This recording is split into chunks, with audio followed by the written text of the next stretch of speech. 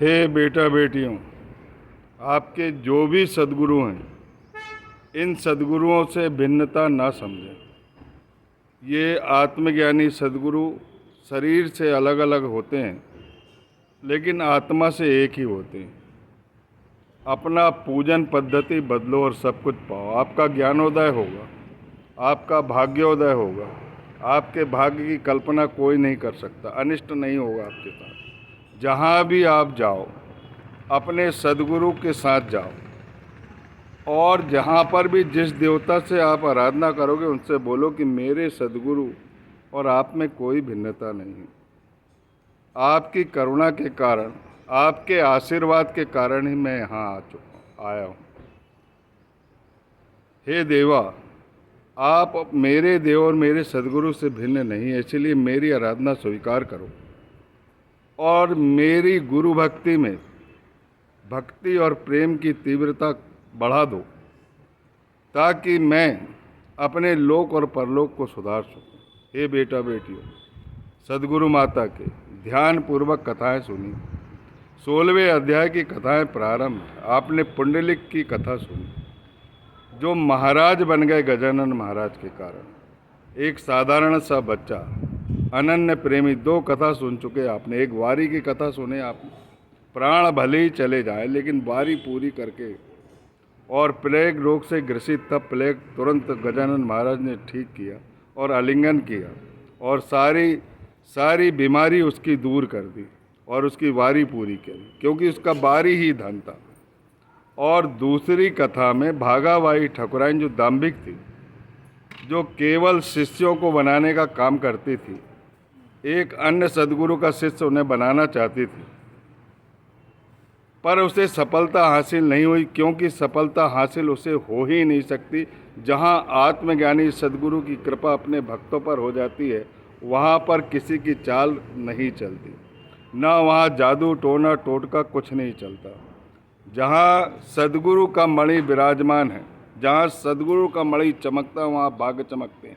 लेकिन अपनी आराधना को भिन्न भिन्न ना करो। जहाँ भी जाओ कहो ये सद्गुरु की कृपा है और मेरे सद्गुरु आपसे भिन्न नहीं है, और मेरे ऊपर आपका आशीर्वाद होना चाहिए, और इसी तरह करुणा करते रहो और इसी तरह अपने स्थान पर हमें बुलाते रहो। हे बेटा बेटियों, कथा आगे बढ़ती है। एक त्र्यंबक महाराज रहते हैं। त्र्यंबक वो भी बाद में महाराज बनते हैं। ये दूसरी कथा है। राजा राम कंवर, जो सोने चांदी की छोटी सी दुकान थी उनकी, और अकोला में ये व्यवसाय करते थे। ईश्वर की कृपा से इनको 2 पुत्र हुए। बड़े बच्चे का नाम गोपाल था और छोटे बच्चे का नाम त्र्यंबक था। त्र्यंबक की जो माता थी, वो गजानन महाराज की भक्त थी, क्योंकि गजानन महाराज बार बार अकोला जाया करते थे और पदनतों की रक्षा करते थे। इस बच्चे के मन में जन्म से माता की पूजा के कारण, माता के सात्विक भाव के कारण, माता के भाविक भाव के कारण, उनके करुण हृदय के कारण इस बच्चे पर उनका प्रभाव पड़ा, और बचपन में ही वो गांव की मूसा नदी के किनारे गजानन महाराज का स्तवन करता था, और नियमित स्तवन करता था वो। हे बेटा बेटियों, ध्यान पूर्वक सुनो। जो इस कथा को सुनेगा उसका आत्म कल्याण होगा। वह प्राथमिक शिक्षा तो अकोला में प्राप्त करता है, और उच्च शिक्षा प्राप्त करने के लिए हैदराबाद जाता है। घर की स्थिति ठीक न होने के कारण और माता का बचपन में ही निधन होने के कारण उनके घर में दुख था, संताप था, और आर्थिक स्थिति कमज़ोर थी, और बड़े लड़के की भी नौकरी नहीं थी, व्यवसाय नहीं थी। ऐसी स्थिति में वह हैदराबाद में पढ़ाई करता था, दूसरे बच्चों को पढ़ाता लिखाता था, बनी मजदूरी करके अपनी पढ़ाई पूरी करता था। इसके बाद वह अपने घर पर लौटकर आता है। जब तक बड़े भाई की शादी भी हो जाती है, और वह छोटे मोटे रोजगार में लग जाता है। जैसे ही ये अकोला वापिस आता है तब इसके मन में गजानन महाराज के प्रति प्रेम उमड़ जाता है और एक मनोकामना कर लेता है कि जो गजानन महाराज के लिए रुचिकर भोजन है, ज्वार की भाकरी और बेसिन चटनी और हरी मिर्च और ज्वार की रोटी में मक्खन लगा हुआ, यह भोग में वह खिलाना चाहता था। हे बेटा बेटी ध्यान से सुनो। लेकिन उसके घर में उसकी सत्ता नहीं चलती थी, क्योंकि भाभी आ गई थी। भाभी बहुत तेज स्वभाव की थी, जिसका नाम नानी बाई था। हमेशा व्याकुल रहता था, चिंतन करते रहता था, मनन करते रहता था। हे गजानन महाराज, मैं आपको भोग लगाना चाहता हूँ, जो आपको रुचिकर भोजन है वह रुचिकर भोजन आपको खिलाना चाहता हूँ। और बचपन से ही मैंने आपका निस्मरण किया है, जो कुछ पूजा भाव मेरे से बना मैंने आपके चरणों में समर्पित किया है, मेरी मनोकामना पूर्ण कीजिए। भाभी से बोलने की उनकी हिम्मत नहीं थी और गुमसुम रहता था, चिंतन करते रहता था, गजानन महाराज का स्मरण करते रहता था। और स्मरण करते करते गजानन महाराज ने उसके मनोदय को जान लिया, उसके मन को पहचान लिया। अपने अंतर ज्ञान से अपने भक्तों की जो वेदना थी, जो संताप था, जो दुख था, वह गजानन महाराज ने जान लिया और अंतः प्रेरणा उसकी भाभी जो नानी बाई है उसको प्रेरणा दी। उसने स्वभाववश पूछ लिया कि तुम इतने चिंतित क्यों रहते, कितने उदास क्यों रहते, इतने मलिन क्यों रहते, आखिर कारण क्या? मैं तुम्हारी भाभी हूँ। और भाभी जो होती है माता के समान होती है और भाई जो होता है पिता के समान होता है। वह बहुत अंदर ही अंदर प्रसन्न हो जाता है। ये गजानन महाराज की कृपा है, उनकी करुणा है, बहुत कृपा निधान है।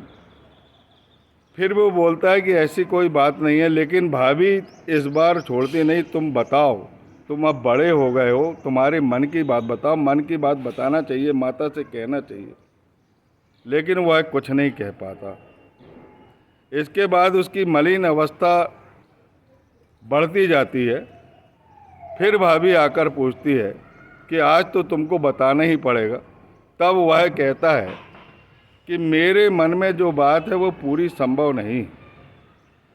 जो मैं गजानन महाराज को भोग में खिलाना चाहता हूँ, ज्वार की भाकरी, मक्खन, बेसिन की सब्जी और हरी चटनी और हरी मिर्च ले जाके देना चाहता हूँ और 3 प्याज देना चाहता हूँ।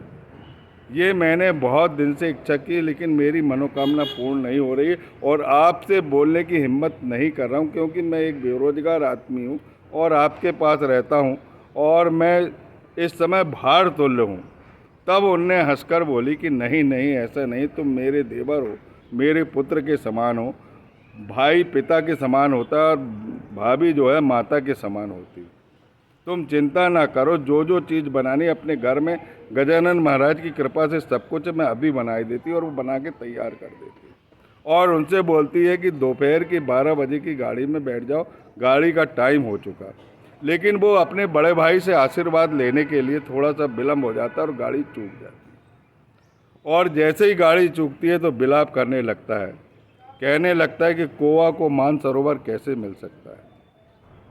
मेंढक जो है हमेशा कीड़ों मकोड़ों खाने पर भी प्रसन्न रहता है। मैं अभागा हूँ, मैं दुर्भागी हूँ, मेरे साथ ये पुण्य कैसे हो चला। मेरा पाथे मेरे हाथ में है। दोपहर में गजानन महाराज भोजन ग्रहण कर लेंगे। अब ये पाथे यथावत रहेगा। अगर ये पाथे यथावत रहेगा तो मैं अन्न जल ग्रहण नहीं करूँगा। और गजानन महाराज का जोर जोर से स्तुति करने लगा, फूट फूट के रोने लगा।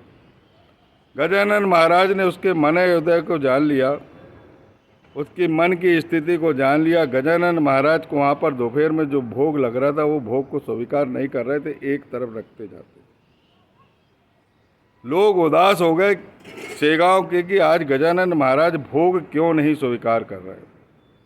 तब गजानन महाराज के पास वहाँ भीड़ लग जाती और विनती करते कि आप भोजन क्यों स्वीकार नहीं कर रहे। तब उन्होंने बोला कि आज का मेरा भोजन जो है वो चौथे पहर में होने वाला है।